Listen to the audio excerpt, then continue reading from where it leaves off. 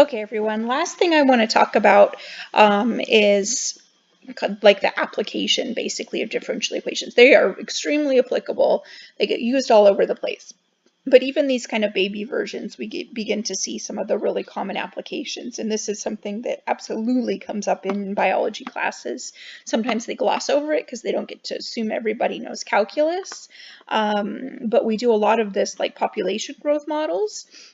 So, for example, if we had ideal conditions, no restrictions on resources, no nothing, the growth rate would be proportional to the size of the population. And from that, we should be able to write a differential equation.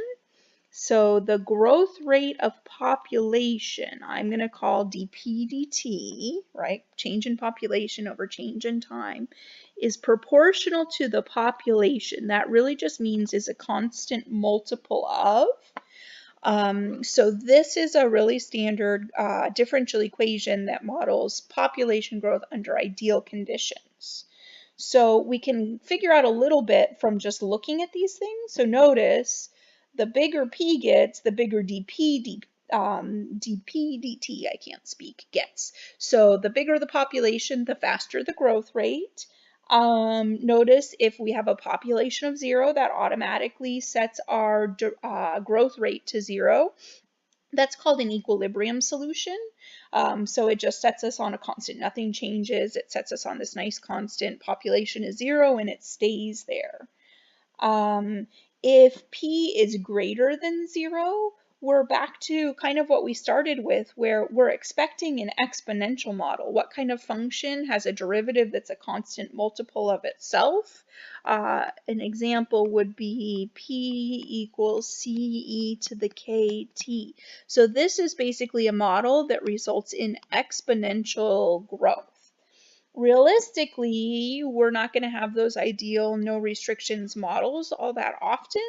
More likely what we'll get is a logistic growth model where population growth starts off exponential and then it starts leveling off at some carrying capacity.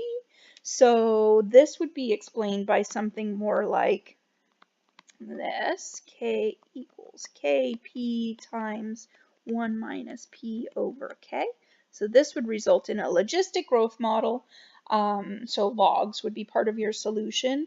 But notice we can see that whole, like the, how do I want to say this? The equilibrium solutions here, p equals 0 will give us that nice flat bottom.